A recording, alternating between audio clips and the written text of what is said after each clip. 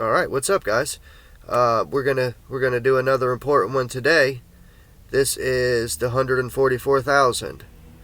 I was gonna do Noah's Ark, right? But that's gonna take a few more days because there's a lot to Noah's Ark, with the flood and the white bird and the black bird and sending it out and the time periods when it rained, when the water stayed, and then the water dissipated over time. There's a lot to it. And I got one about David I'm going to do too. But this is going to be the 144,000. Pretty important. And as usual, I'll try to keep it brief, but we both know how that's going to end. As we go through this, you'll notice that a lot of the numbers that we use are going to be multiples of 9. 9, 18, 27, 12 is 3. Vortex math, right? Vortex mathematics. That's because 9 is the number of mind. The mind. Let's look at the verses about the 144,000. So usually, people go with the verses in chapter 7, Revelation, chapter 7.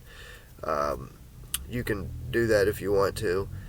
You and I, we are going to use the chapter 14, right? And the reason that I'm using the chapter 14 verses is because it makes it clear. It doesn't leave room for a mystery. So, in Revelation chapter 7 and 14 are both about the 144,000, and there's a reason why it's multiples of 7, right? That's like divine intervention. Go read chapter 21, right, when you find the time, and you'll see. So, chapter 14, verse 1. Then I looked, and Then I looked, and there before me was the Lamb, standing on Mount Zion. We'll come back to that. And with him the 144,000, who had his name and his father's name written on their foreheads. Okay, this is verse 1. So, I saw the Lamb standing on Mount Zion, right? That is a reference, right? We are the sheep, and the Lamb is the Son of God, right? What is the Lamb to the sheep, right? Whatever. That is a reference to the child being the higher mind. I saw the Lamb standing on the holy mountain, right? Because that's his. With him, the 144,000. So, the Lamb standing on Mount Zion, that's God's holy mountain. We look at the word mountain, right? And you can think of the big giant rock, kind of. So, mountain, as usual, is a root word, mount, and then a suffix, an. Mount means to climb or ascend, right? When you mount something. The suffix an means of or pertaining to. So, mountain means of or pertaining to ascending or climbing. Did you know that? It's incredible, right? Because there's always this physical explanation, and then there's a spiritual explanation, okay? So, spiritually, mountain has to do with ascending or climbing. And like I said, that's the physical and the spiritual. The physical is you can climb up the mountain. The spiritual is to ascend. And that has to do with, like, mood, basically. Your spirit. Right. To spiritually climb, to spiritually ascend, you have to let go of the anchors, right? Because people like to anchor themselves in the past. You got to cut those ropes, keep moving. Let the past go. Be in a good mood full of love. And that is ascension.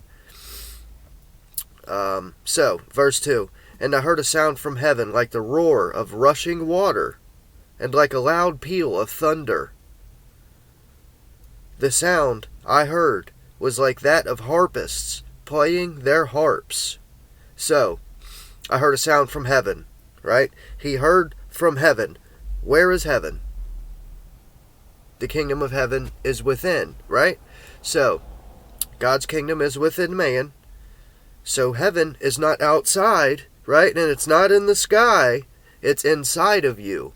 So, when he said, I heard a sound like rushing water from heaven, that was inside of him, right? There's no need to debate and argue about that. That's all that it can be. He heard this inside of him. What does water symbolize? I've said this a few times. Water is fluid, and it takes the shape of whatever container that it's in, right? Water is consciousness or knowledge, wisdom, awareness. It's fluid. It takes the shape that you give it.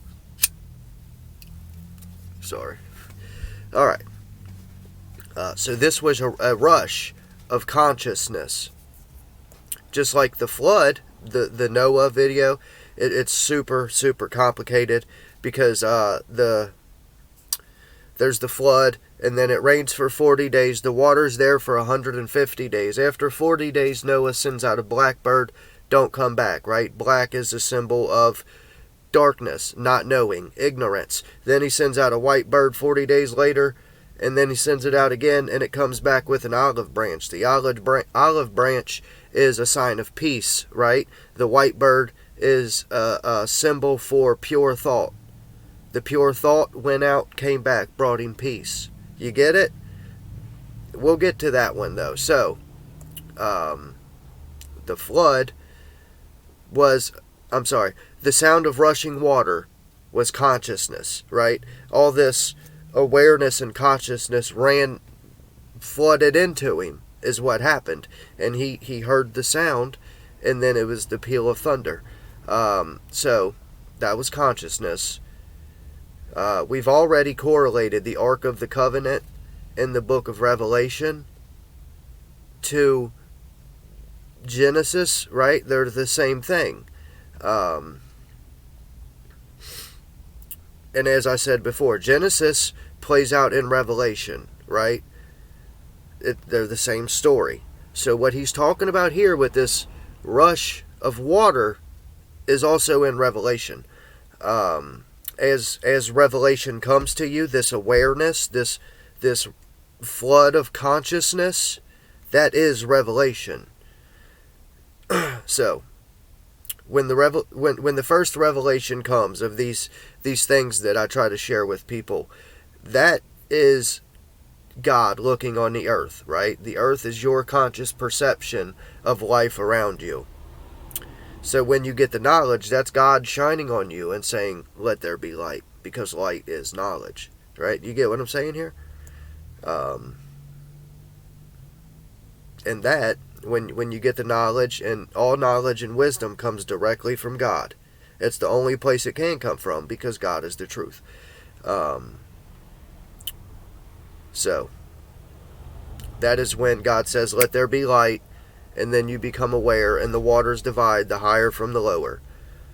And then he gives you shape, right? He says the earth was void and without form, and then he gives it light, and then you have purpose, right? This is all about you. Even what I'm talking about here. The 144,000. So, sorry, I lost my spot. Alright. The peal of thunder. This I don't necessarily know, but from my own experience, right? When I relax and I meditate and I just chill, calm down, be in the moment, right? If I'm not fully committed to being in the moment, right? When I start to slip into the subconscious, the conscious fades away, and I start to slip into the subconscious.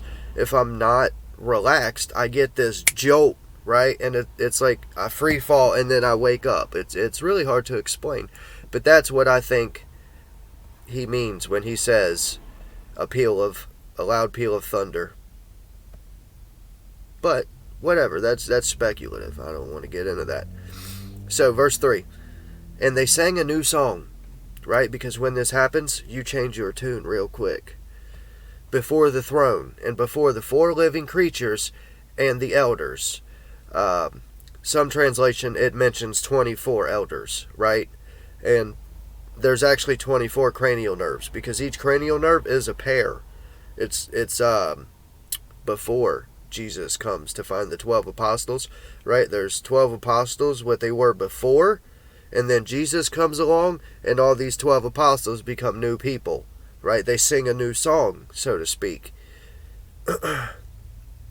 No one could learn the new song except the 144,000 who had been redeemed from the earth. Shit. Now, the 4 living creatures and the 24 elders in this, I haven't dove into, but it really wouldn't be hard, right? Because if there's 4 living creatures, you just correlate it to other things that there are 4 of.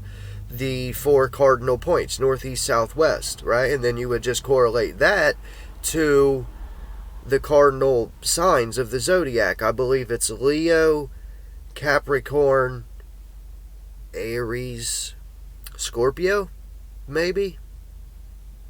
I'll figure it out. But that's what you do. You just correlate. That's a guess. And these 4s, right? The cardinal points, the zodiac, the 4. What were they called? The 4 beasts or whatever? Those play a role in anatomy and psychology, I guarantee you. Because the sky is an image of the mind. And the Bible describes both of them. Alright, so these people were redeemed from the earth, right? Separated, not part of it. We know heaven is within, right? And we know also the earth is God's footstool, right? If heaven is the mind, where would the earth be? The body.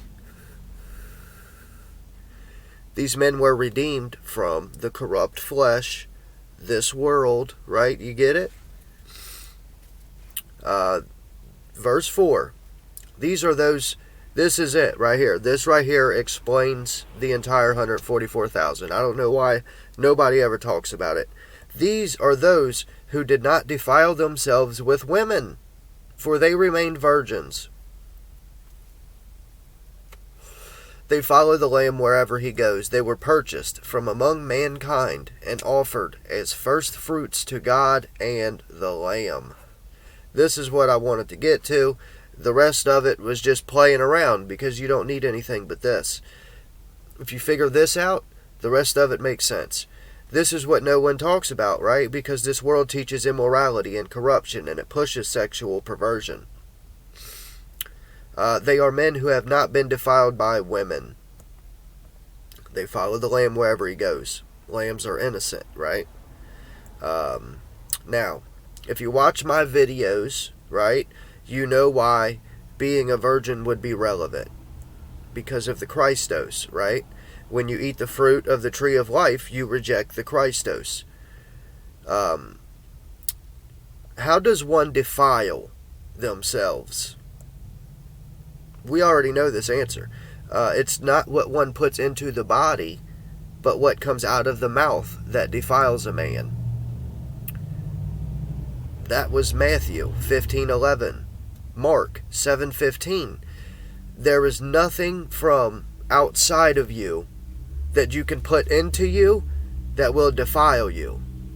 The body is pure. Whatever you put into the body is purified and then discarded, right? And that's in Matthew 2. Nothing from outside you can defile you. But that thing which comes out from inside, that is what defiles you.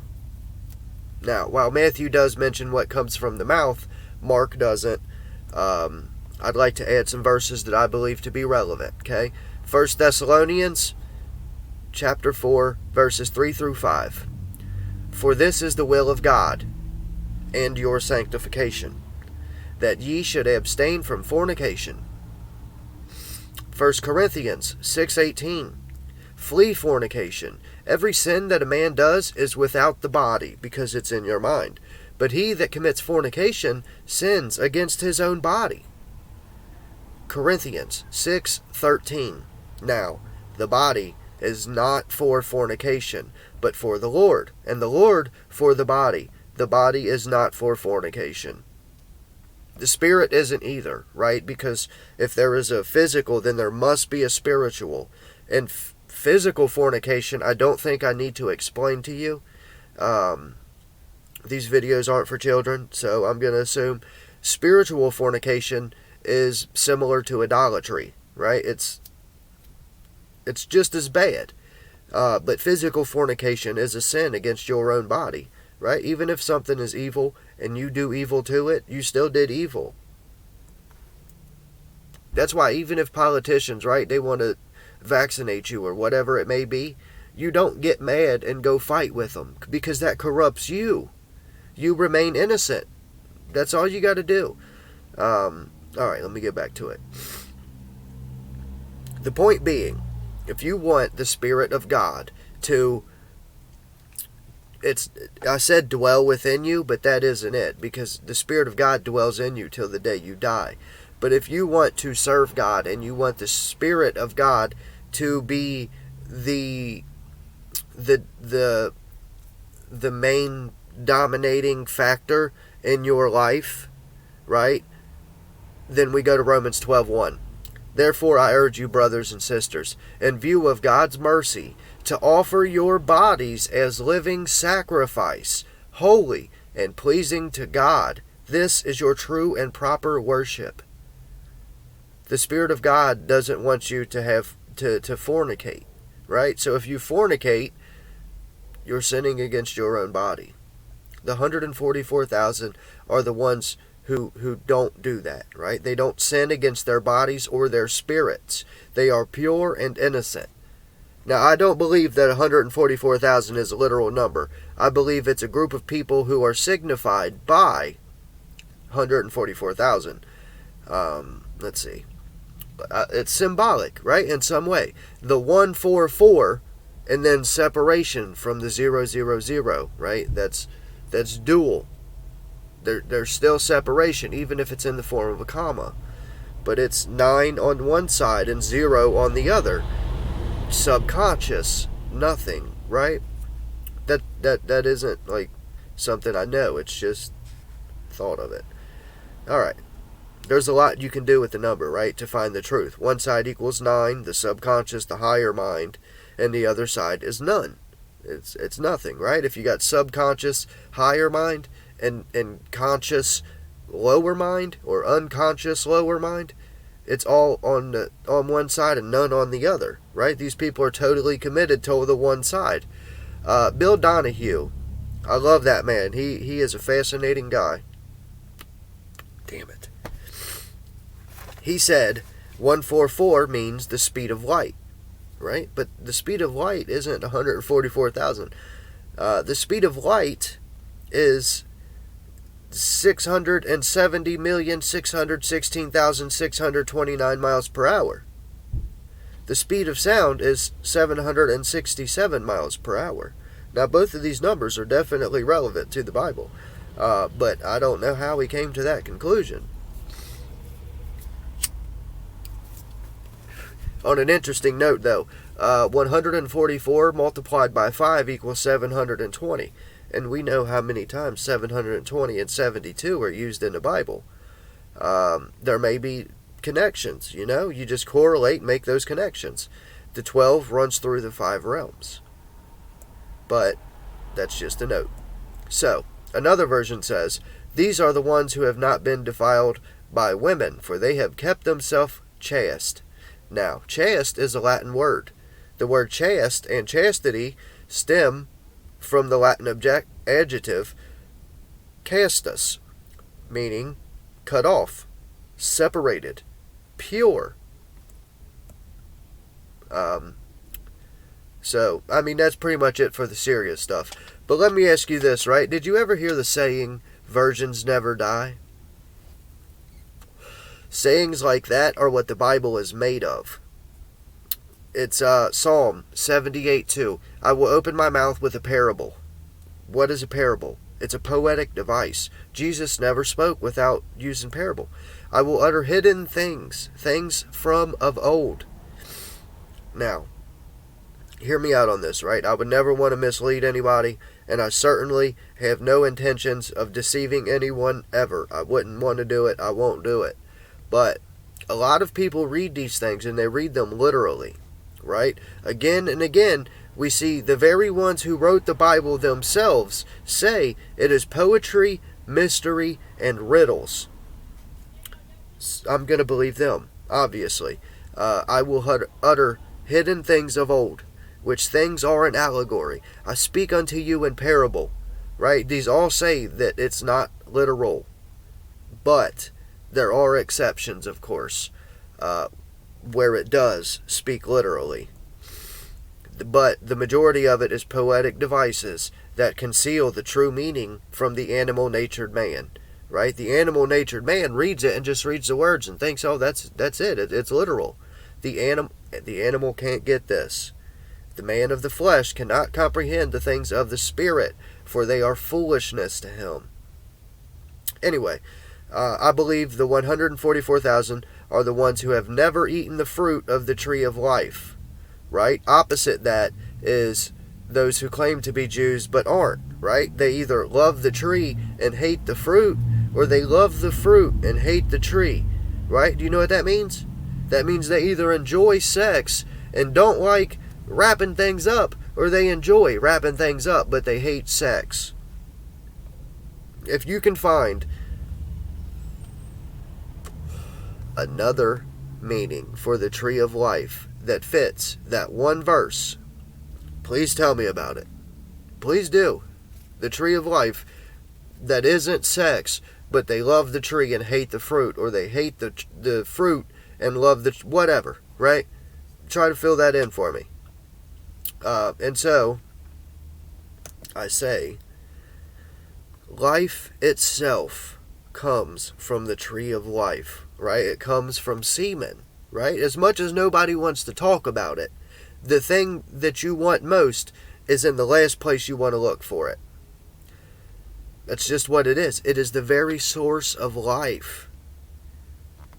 That is the source. That is where the Son of Man comes from, right?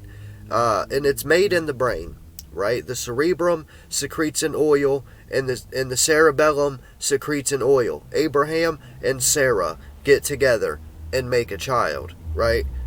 These two oils descend down the spine and they mix in the seminal vascular, right? I believe it's in your bladder, and then they ascend back up the spine. Or you can reject it. You can reject the Christos, or you can lift up the Son of Man. This is what snake charmers. They play the music and then snake comes up. That's an external practice. That is an image of an internal truth. If you lift up the Son of Man, reborn, whatever. But the source and method by which life itself is produced should be important, right? It should be, but nobody seems to care. All the things involved are relevant. If the kingdom of heaven is within man, and the keys to heaven are within man, why does everybody ignore it? Why? Life is sacred, right? Life is all you have. When you appreciate life and you're grateful, right? And you worship the only God, and you worship life and youth, those things, a day will come when you will long for the days of the Son of Man. What does that say to you? Right? I know I'm 30, right? But I know people that are older that long for the days when they were the Son of Man. You get it?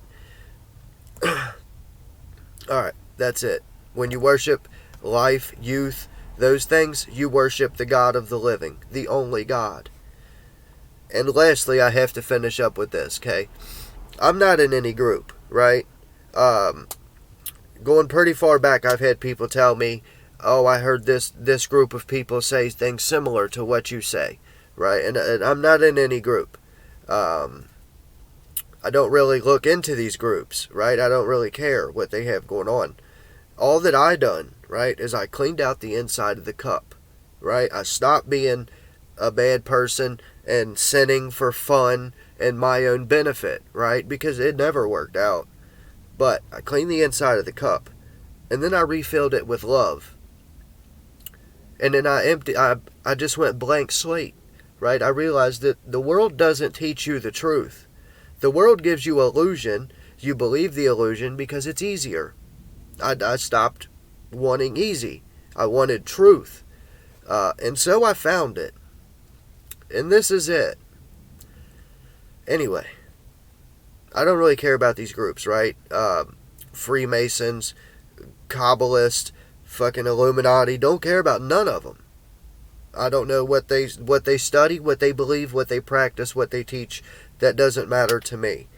I cleaned the cup, I filled my heart with love, and I read the book. And this is what I got, right? And now all the pieces fit, and there's no other pieces that do fit. So I have to continue with what I know. That's just what it is. And that's how I got where I'm at. But let me ask you a question, right? What the world promotes and accepts as legitimate, is that what is right? Roman Catholicism is the largest religion on earth, and it is the beast. It is the beast from the sea. So, if the world tells you that that's right, you're supposed to go to a church, you're supposed to give them money, you're supposed to bow to the Pope, right? If they say that's what you're supposed to do, but the Bible says that is not what you're supposed to do, what do you think it means when the world tells you that these groups of people are evil and they are things like devil worshippers, right? You and I know that the devil is pretend, right? There is no devil. There is God, there is man. Choosing to defy God and rebel against God makes you the devil. It puts the devil in you. There's no devil outside of you. But if the world tells you these groups are evil and you should stay away from them, while they forcefully indoctrinate you and your children into cults like Roman Catholicism that worship death and idols, what do you think that it means? You know what I'm saying? And again, I don't know what the hell these people really do. I've read some Manly P. Hall books, but I understand he was an honorary Mason, and anything that he says should be taken lightly, right? I've read the Kabbalion, all these things, right? I know that there is no evil. Evil is decisions that we make. There is no devil worshippers. There is no devil, right? I am the only God. I create prosperity and destroy prosperity. I create the darkness and the light. I alone do these things, okay? There's no devil. So what does it mean that the people who are closest to being the devil tell you these other people are the devil, right? It's just something to think about, and I hope I didn't confuse anybody. But like I said, I don't care what these people study. I'm pretty good at minding my own business. I say it all the time. We should bring back minding your own business. But social justice and Roman Catholicism, no, everything is everybody's business apparently. All right. So what I was saying about there's nothing outside of you that is evil, right? Evil is your own ignorance and your own defiance against doing what's right. Let's say the Illuminati, right? If the Illuminati wishes to destroy me, right? If they want to hurt me and vaccinate me and all that shit, right? They can only do that if I allow them to. If I allow them to hurt me, then that's my fault, right? If I allow them to get under my skin and then I want to go hurt them, then I've just allowed them to corrupt me. They corrupted my thinking, and so the outside of the cup will follow. That's also my fault. I am responsible for me, right? If I do right, if I do what's right, and these people come and try to hurt me, right? Do you think God would allow them to hurt me if I'm doing what's right? No way, right? He says, once you do everything right and God's laws aren't a burden to you, he says, I will trade all of Egypt, all those people who are willingly in spiritual bondage, I will trade all of them for your ransom. I will find your sons and daughters from all across the earth and do them good and not let harm come to them. So even if there were evil people, right, and they wanted to hurt me, they couldn't unless I let them. This brings me to my last note. These codes, right? Damn it, 30 minutes. These codes. A lot of people worry about how to do things, right? How do I not wear a mask? I'll be thrown in jail and all that shit. That is, you don't even need to think like that, right? If you reject the codes outright, I don't care about the codes, I don't read the codes, I don't want to know about the codes. Reject those codes and obey God's laws of life. Even when you can't see a way forward or a way out of trouble, God will make the way, right? You don't need to worry about what's going to happen. You just do what's right, and God will make the way for you.